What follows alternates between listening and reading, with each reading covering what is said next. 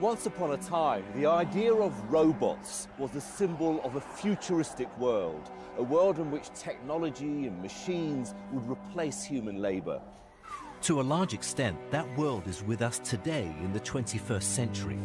But the idea of robots, or at least automated machines, is much older than you might think. During the heyday of a golden age of science between the 9th and 14th centuries, engineers from across the Islamic world, from the Middle East to southern Spain, built many incredible devices. Water clocks, automatic serving machines, and a number of other innovative creations.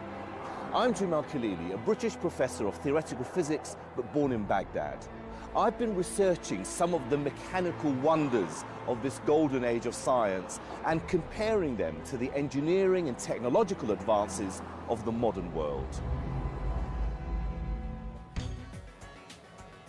Of course, this robot relies on the very latest technology. But what was the state of the art at the beginning of the golden age? Well, we find our answer in the Kitab al-Hiyal, or the Book of Tricks, written around 850 AD by the three Banu Musa brothers. The book contains a range of ingenious inventions and contraptions, everything from entertainment to making life easier. Things like water dispensing devices, a self-correcting lamp, and lots of different mechanical tools.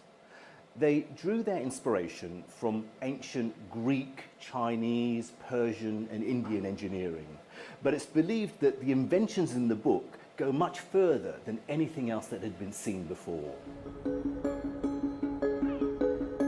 At the Museum of Islamic Art in Qatar, they've an early copy of the Kitab al-Hiyal in their collection. I'm really excited about this manuscript, Bill, because it's probably one of the most famous texts of the medieval world. The original was written in the mid-9th century by the Banu Musa brothers. One was an astronomer, one was a mathematician, and one was an engineer. Was an engineer, yeah. And they were really the centre of scientific life in Baghdad during the golden age of science. The Abbasid Caliph al-Ma'mun recognized the talents of the brothers from an early age and sent them to study in the House of Wisdom in Baghdad, where great texts were gathered from across the globe and translated into Arabic. During their time in the House of Wisdom, they grew in influence and even became patrons of other translators. As well as translation, they wrote many works of their own, including the Book of Tricks. It's called the Kitab al-Hiyal, which literally means the Book of Tricks, or the Book of Trickery. But they're not tricks in the sense of magic tricks. These are contraptions and devices. I guess executive toys is probably the best term for it. But I mean, it's full of beautiful diagrams showing valves and levers and gears, and very, very clever. They employed these incredibly forward-thinking processes, things that weren't really adapted until many centuries later, things like crankshafts. They were using things like differences in pressures in liquids and also in air to make things appear to move by themselves, to act under their own volition. There's the famous robotic flute player that operates through sort of water pressure. Yep, and there's the self-trimming lamp. There's all these kind of things that must have seemed like magic at the time, hence the idea of trickery. I guess a lot of the ideas do go back to the ancient Greeks, people like Archimedes, for instance, but they're putting them together in a way that was slightly different. Yes, it's not just a translation movement, it's a rethinking movement as well. The stuff in this book is more than just fun toys. It tells us that what they were doing at this time, it was the mid-9th century, the zenith of the golden age, they were carrying out proper scientific experimentation.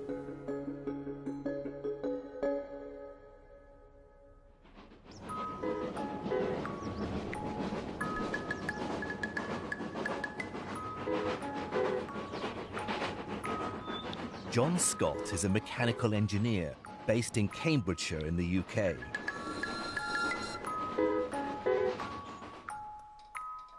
He builds and tests historic inventions, and currently he's reconstructing one of the Banu Musa brothers' most complicated devices, the flute which plays itself. Right, Jim, here's the device. Oh, that's fantastic. Oh, you even got the little character Yes, there. yes. So, the Banu Musa brothers are said to have built this, or at least wrote about this Yeah. flute that plays itself. Yeah. How much detail was there that you could get hold of to allow you to reproduce it? Well, there was a reasonable amount. There are references, but there are different, apparently different translations, so some things are not entirely clear. Presumably, modern scholars, historians looking back at this, there's a lot of guesswork involved. Oh, absolutely, about yeah. how they solved the problems, if indeed they did. Yeah. So talk me through it. How does this work? Right, well, the basic principle is that there is a drive wheel here which operates this rotating drum. That would have been water-powered originally. Right. And there are a series of, effectively, cams which lift little arms which then seal or unseal the tone holes on the flute. And air comes, passes through. So air comes in here. Okay, well, can we have a demonstration? Yeah, Let's we hear can it. turn some air on. So you get a little tone there. Right. And as you rotate that, you'll find it go. Now, at the moment, it's what you might call programmed to make a scale, but of course, you could make tunes out of it by varying these. That's Devices. fantastic. So you've got this just as a scale, but of course these could be rearranged. Yes. In a sense, this is an early programmable It is machine, very much so. programmable computer. And if you think it's way before musical boxes, which were sort of 16th, 17th century inventions, so yes, it's a very clever thing for the period. But of course, you use a pressurised air supply to blow the air through. How would the Banu Musa brothers have done this? Well, as far as we know from the references, there are two ways. One was apparently to provide a steam supply, a very low pressure steam supply. So And that in itself is well, remarkable. it is. Steam power. Yes, the in early 9th steam century. power, that's right. The other way of doing it was to use a system of chambers, two chambers, which could be filled up with water and emptied. If you imagine the two chambers, as one is filling up, the other one is going down. This one filling up, the air trapped is being fed into here, and then this one starts to empty, this one starts to fill, and the air trapped in there is then provides the continuous flow. Right. So it's like this operation, much like a conventional bellows, but this is a water-powered bellows. So the whole contraption is controlled Yeah, by water. brilliant, yeah. Water powering, moving the these wheels and cogs around, but water also powering, pushing the air through it in the first place. Yeah, it fits in with their general philosophy because they were obviously involved a lot in water lifting, water movement devices. So water was obviously, as a motive power, was very much in mind. So I imagine when they came to develop this, water power was the first thing they thought of to make it work.